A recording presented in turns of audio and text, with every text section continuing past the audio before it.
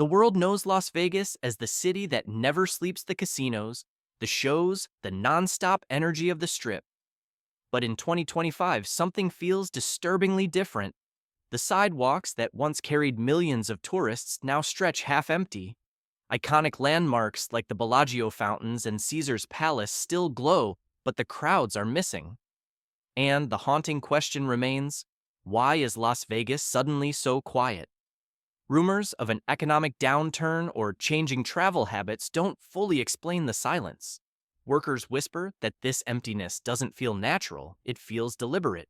And now, for the first time, a security insider has come forward with shocking revelations that may finally explain the mystery. According to this insider, the emptiness of Las Vegas is not an accident at all.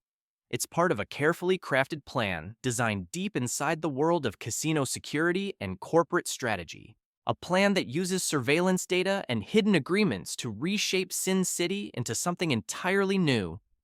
The idea that Las Vegas, built on chaos, risk, and constant motion, could be deliberately cleared out sounds unbelievable. But when you hear the insider's testimony, the pieces start to fall into place. The casinos aren't dying. The tourists aren't simply staying away. The Strip has been emptied on purpose. Tonight, we uncover the secrets hidden in the shadows of Vegas and reveal the insider's explosive story that the powerful never wanted you to know. For decades, Las Vegas stood as the most iconic symbol of entertainment in America, a city built on dreams, risks, and fortunes won and lost overnight. From the golden age of the 1970s, when the Strip exploded with new casinos and live entertainment, to the mega resort era of the 1990s, Vegas was a magnet that drew in crowds from every corner of the globe. Families came for the spectacle, high rollers came for the tables, and entertainers came to cement their names in neon lights. At its peak, the numbers were staggering. More than 40 million visitors poured into Las Vegas annually, generating over $36 billion in revenue by 2019. The Bellagio, with its dancing fountains, became an international icon. The Venetian replicated the canals of Venice, while the Luxor's pyramid and beam of light could be seen from space. Each new project wasn't just a hotel, it was a declaration that Las Vegas would always outdo itself, forever bigger and brighter than the year before. But the true power of Vegas wasn't only in its glittering skyline. It was in the way the city embedded itself in American culture. Legendary boxing matches like Tyson versus Holyfield, sold-out residencies by megastars, and world-shaking conventions all took place under the watchful eye of neon lights. Deals worth billions were struck in private suites, making Las Vegas as much a financial hub as it was an entertainment capital. The locals thrived too. Taxi drivers, cocktail servers, blackjack dealers, and stagehands all carved out their living from the endless stream of visitors. The Strip wasn't just a playground for tourists, it was the economic heart of Nevada, pulsing day and night. The city was marketed as a place where anyone, no matter where they came from, could find a piece of excitement. "What happens in Vegas stays in Vegas" wasn't just a slogan. It was a promise of freedom, indulgence, and escape. Even during crises, Las Vegas had a way of bouncing back. After the 2008 financial crash, when America struggled, Vegas used discounts and promotions to fill hotel rooms. In 2020, when the pandemic shut the world down, the Strip briefly went dark. But within months, visitors returned in waves, eager to escape lockdowns and return to the city of sin. For decades, analysts called Las Vegas recession-proof, a place that always found a way to shine again. That history makes today's emptiness even more unsettling. To walk the Strip in 2025 is to see a different world. Where once there were packed sidewalks and shoulder-to-shoulder crowds, now there are gaps, quiet corners, and eerily short lines. Shows that used to sell out weeks in advance now struggle to fill half their seats. Once thriving buffets stand shuttered, replaced by signs promising something new coming soon. For longtime residents, it feels like watching a legend slowly fade. "This city used to buzz 24/7, says a bartender who has worked the Strip since the 1990s. "But now sometimes I look out and it's just empty. I've never seen it like this." These voices echo across the city, from taxi stands to casino floors, as workers struggle to understand what went wrong. To the outside world, the explanation seems simple: rising prices, safety concerns, changing travel trends. But to those who've lived and breathed Las Vegas for decades, it doesn't add up. Vegas has survived worse. So why does the emptiness feel different this time? Why does it feel planned?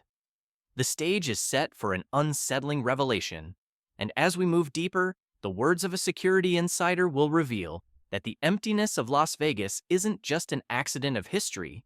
It's the result of a hidden plan that began years ago, long before the Strip looked like a ghost town. Walking along the Las Vegas Strip in 2025, the change is impossible to ignore. The streets that once overflowed with tourists from New York, Los Angeles, and even as far away as Beijing or London, now look strangely calm. The neon still glows, the slot machines still sing, but the energy, the chaos that defined this city is gone. Employees on the ground are the first to notice. A taxi driver with 25 years behind the wheel says bluntly, "I used to wait 5 minutes for a fare. Now I wait 40. A dealer at Caesar's Palace explains that her table, once packed from dusk till dawn, now sits half empty most nights.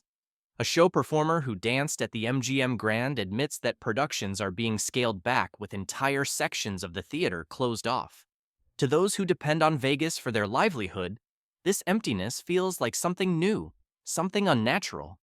The numbers confirm what their eyes already see. Hotel occupancy rates that once hovered above 90% now scrape by at 50% even on weekends. Conventions that used to fill every ballroom are vanishing from the calendar. Restaurants that once had lines out the door now seat walk-ins immediately. And buffets, the signature of Las Vegas dining, are disappearing altogether, replaced by high-priced a la carte menus designed to squeeze more from fewer guests. What's more puzzling is that tourists still want to come. Travel data shows millions searching for Vegas vacations, but when they arrive at booking pages, prices soar. A simple mid-tier room can reach $350 a night, with resort fees and taxes adding another $60. Parking, once free, is now $25 a day. For many families, the math just doesn't work anymore. Instead of 3 or 4 nights in Vegas, they settle for one, or they skip the trip entirely. Safety concerns add another layer. Reports of robberies, scams, and tourist disputes spread quickly online. Videos circulate of visitors being overcharged or intimidated. Whether the danger is real or exaggerated, the perception sticks. Travelers from overseas, especially from China, once among the Strip's most profitable customers, have pulled back sharply. The absence of Chinese tourists alone represents billions in lost spending across luxury malls, restaurants, and high-limit gaming rooms. But here's where the story takes a darker turn. Workers describe orders that make no sense: entire hotel floors closed even when guests are ready to book, shows canceled despite ticket demand, casino sections roped off without explanation. A bartender at a major resort reveals, "It feels like they're staging it, like they want the Strip to look half empty." His comment is echoed by others who sense that the emptiness is not simply the result of bad luck, but a deliberate choice. Insiders notice another contradiction. While smaller casinos and independent businesses struggle, the major corporations, MGM, Caesars, and the high-end properties like Wynn, report steady profits. How can profits rise when the streets are empty? Analysts point to global revenue streams: Macau, Singapore, online betting platforms. The Strip itself no longer needs to be full. It just needs to look exclusive, catering to fewer but wealthier customers. This shift is visible everywhere. Instead of cheap buffets, luxury dining dominates. Instead of sprawling crowds, VIP experiences are emphasized. Families once welcomed with deals are now pushed aside in favor of elite travelers ready to spend thousands. The emptiness becomes part of the branding. Vegas is no longer for everyone, it's for the select few. Still, the questions linger. Why would the city allow this transformation when its very identity depends on crowds? Why would executives sacrifice millions of average customers? And why does the emptiness feel so carefully orchestrated? Locals sense a hidden hand behind the silence. They whisper about backroom deals, about decisions made not in public forums, but in private meetings between corporate leaders and political allies. And then comes the voice that changes everything. A security insider, someone who spent years inside the surveillance networks and back-end systems that keep the casinos running steps forward. Their revelation will confirm what so many already fear, that Las Vegas is not just shrinking by accident. The Strip has been deliberately cleared, managed, and reshaped. And the so-called ghost town look of Las Vegas in 2025 is not a crisis, it's a plan. The turning point came when a security insider finally stepped forward. This wasn't a tourist guessing or an employee speculating, it was someone who had worked inside the most guarded systems of Las Vegas casinos, responsible for surveillance, risk management, and internal security. Their job was to see everything the public could not, and what they revealed was shocking. According to this insider, the emptiness of Las Vegas in 2025 is not a coincidence. It's the result of a carefully designed operation known internally as the Empty Strip Plan. This wasn't a rumor, it was a strategy discussed in boardrooms years earlier, involving executives, security chiefs, and even certain political figures. The insider explained how it worked. Step 1 was pricing. By deliberately raising hotel rates, resort fees, and parking costs, they reduced mass tourism. The goal wasn't to maximize foot traffic, it was to filter out low and mid-level visitors while keeping the ultra-wealthy. They wanted fewer people spending more money, the insider said. Step 2 was control through surveillance. Every major casino runs on advanced camera systems and AI monitoring tools. These don't just track cheating, they analyze customer behavior, spending patterns, and movement. The insider claimed these systems were repurposed to target certain demographics. Families on a budget encouraged to book elsewhere. High rollers given secret perks. Tour groups from overseas quietly discouraged. The city was being curated almost like an exclusive club.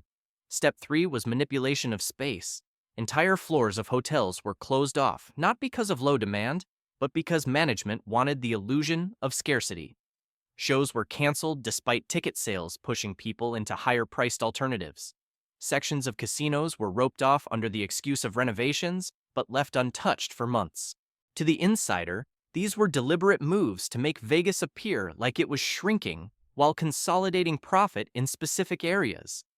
Perhaps the most chilling revelation was Step 4, data-driven exclusion. Using years of loyalty program information, credit card records, and even travel history, casinos identified which types of guests were profitable and which weren't. Those deemed less valuable were priced out or given fewer booking options. The insider described it as social engineering with neon lights. When asked why such an extreme strategy was chosen, the insider was blunt: security and power. The leadership feared that an endless stream of cheap tourism made the city unstable, too much crime, too many unpredictable guests, too much reliance on volume. By emptying the Strip on purpose, they could tighten surveillance, control crowds, and build a Vegas designed only for those who could afford it. The insider's testimony connected perfectly with what workers and locals had already noticed. The strange closures, the rising costs, the paradox of big corporations thriving while the streets looked empty. It explained why executives never panicked even as the Strip appeared like a ghost town. For them, this wasn't failure, it was success. But there was another layer. The insider suggested that international investors pushed for the plan. Global billionaires wanted a safer, more exclusive Vegas to park their money and enjoy luxury without the chaos of mass tourism. By reducing the noise, the city could be marketed as an elite destination closer to Monaco than to the wild Las Vegas of old. This revelation stunned residents. For decades, Vegas was sold as the people's playground. Now, according to the insider, it had been transformed into a gated paradise for the rich. The emptiness wasn't an accident of history, it was an engineered future. As their story spread, questions multiplied. If surveillance systems were used not just for safety, but for social engineering, how much privacy had visitors already lost? If corporations could redesign a city to serve their interests, what did that mean for the people who lived and worked there? And most importantly, if Las Vegas could be emptied on purpose, could the same tactics be used elsewhere? The insider's words carried weight because they matched the reality seen every night on the Strip. Vegas had been reset and the public was never meant to know the plan. Once the security insider exposed the so-called empty strip plan, the next question became unavoidable. Who actually benefits from a deliberately half-empty Las Vegas? Because in this city, nothing happens without someone making money. And when you follow the trail, the winners become clear. The first group to profit are the mega casino corporations. Giants like MGM Resorts, Caesars Entertainment, and Wynn no longer rely solely on filling hotel rooms or packing gaming floors. Instead, they've turned Vegas into a luxury brand. By keeping crowds smaller but charging more, they've managed to increase profit per guest while cutting down on overhead costs. Closing entire sections of resorts reduces staffing, lowers maintenance, and limits risk, all while making the city look exclusive.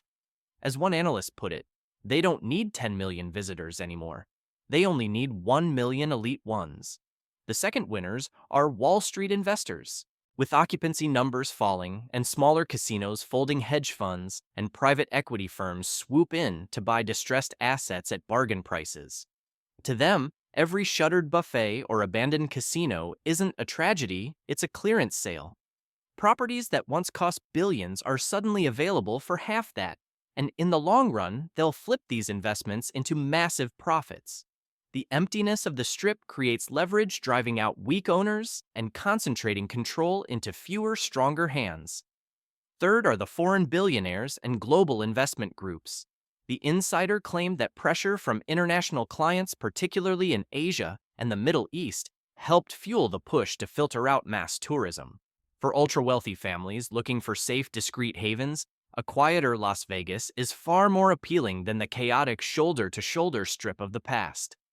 In this new version of the city, baccarat salons and private penthouses replace cheap attractions. What was once a playground for everyone is now an elite club for those who can afford the entry fee. But while the rich profit, the losers are everywhere. Casino workers, dealers, cocktail servers, bartenders see their tips vanish with fewer guests. Taxi drivers and rideshare operators sit idle for hours, waiting for fares that never come.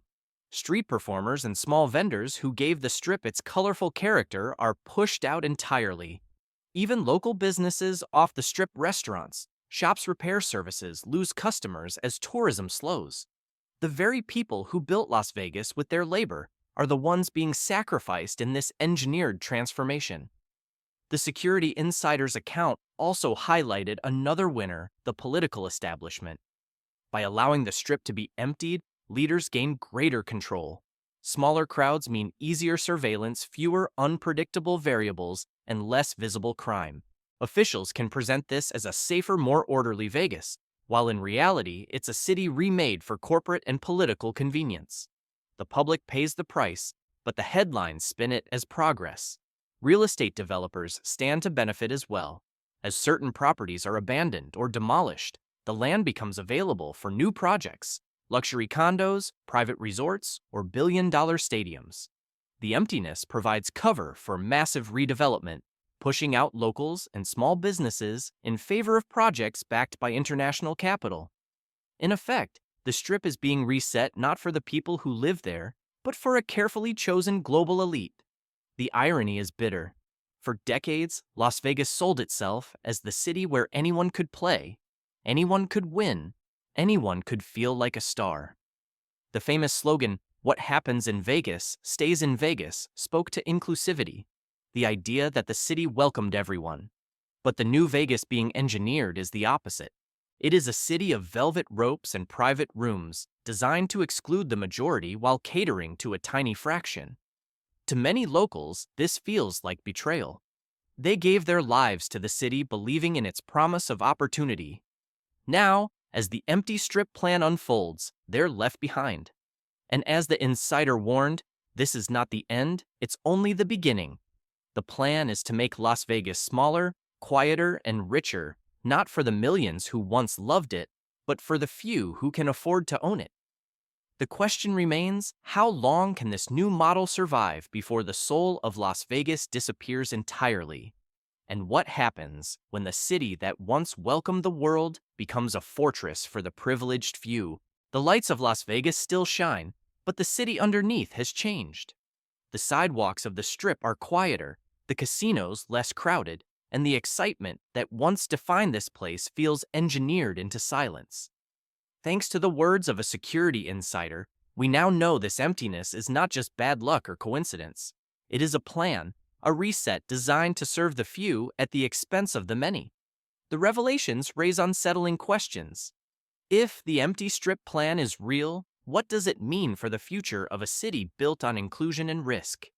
Can a Vegas that caters only to billionaires still call itself the entertainment capital of the world?